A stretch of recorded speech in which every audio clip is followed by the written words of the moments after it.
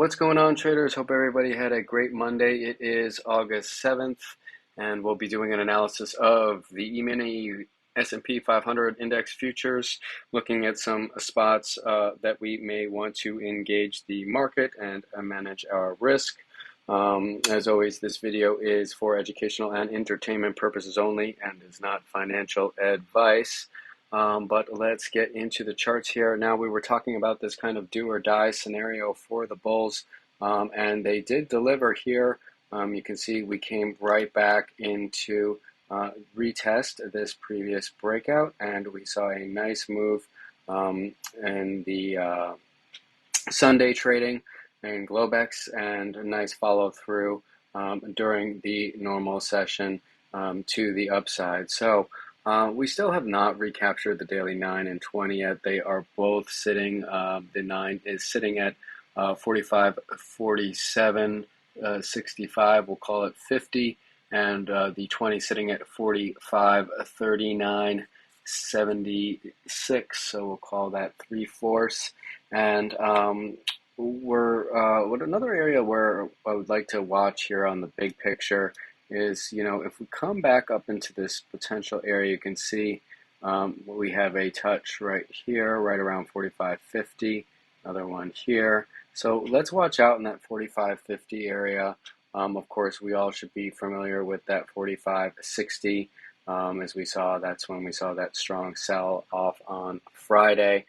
So that's really going to be the major line in the sand as far as recapturing that. But let's just go back into a macro trend. Whoops, not this one. Into our day trade, no, wrong one. Into our bigger balance zones, right? And we were looking at this as well. It was really nice confluence here, retesting this previous breakout zone, as well as we had the 23.6 right there, sitting at that 44.92 and a quarter. So really nice move on that, which we did review over the weekend. So let's look into tomorrow a little bit. And let's just take a quick peek here at our day trading. All right, so we're seeing some resistance here now. I was going to kind of go over this. I didn't think we would get here at this point, but you're seeing some resistance here at the 38.2, and we'll be going over this 45.40 area again here in a moment. But this area is generally that the half gap of our balance. So for really that continuation to come through, we're going to need to get over that. Basically 45, 42, 45, 45 area. And that would be taking out this area. So we also have to watch out because it is a key area here. Watch for these fake breaks, right? You can see here they did have some tricky price action when we had come up into this area before.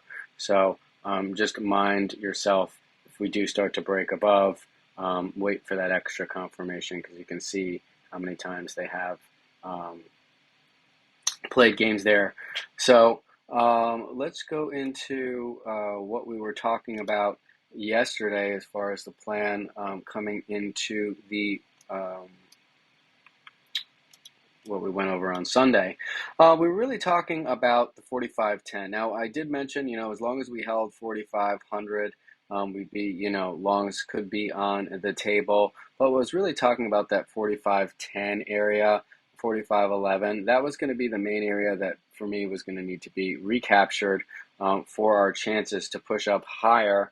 And got a nice move right into, and this was in the morning. We came right into retest the back part of this previous balance here, right in that 45.27, 45.32 area. Now, initially, we did get a nice sell reaction there during the day. Let's go into that here really quickly. It was just a slow grind up. Did get an initial decent sell reaction in here. We came down. We pretty much never took out that 45.10, 45.11. So, that's really what would need to be taken out for a chance to come down into that 45.05 area, oh 06. But so as it stands, we'll still be keeping an eye on that general zone, but we came down here, didn't clip, and then buyers came back in. We tried to, we came in here, spent some time trying to break over, finally was able to break over, and then we kind of just chopped around for a little bit, and then right at the end of the day, they finally made the move, breaking us out of back into this new balance and breaking out of this quadrant. So we'll be watching now. Basically, for me, 45, 25, 45, 27. We see that holds. Okay, I think longs can still be on the table. I possibly would be interested in buying the 30s as well. But again, here we are back to the 45, 44 area. We were talking about that earlier. Need to get over that half gap for our chance to come into the upper part of the balance zone. Certainly confirming over that 45.50 is going to probably lead us up to that 45.56 and then that big area, that 45.60 where we saw that major sell reaction earlier. So that's really going to be the true test. Certainly an area where a direct short could potentially work out. So I'll be watching that as well, or a look above and fail, another failed breakout scenario. But as I was mentioning before, certainly, there's multiple ways to play it. Potentially look at a look above and fail, or a direct short at that 44 could be an interesting idea as well.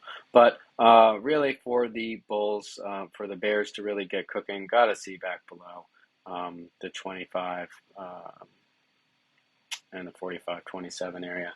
And even then, we'd still have to see about the 45.2017 because we did come into that area. I believe it was the London session open, pretty much. That's pretty much where we had come into a couple of times today and saw some nice buyers there. So we'll be watching that support and now this current breakout support as well. So a couple ways you can play it, but either way, it's pretty much all I've got. I hope this helps, and let's see what happens tomorrow. If we do start to really just overall make a higher, a lower high, and we sell back down, and or does this bounce have legs? We do have CPI as well on Thursday, so just keep that in mind. We could continue to either drift up, or from now we might, since we kind of had such a nice bounce, we could just bounce around and consolidate here coming into that event. So another thing to consider. All right, guys, I hope you have a great rest of your evening, and take care.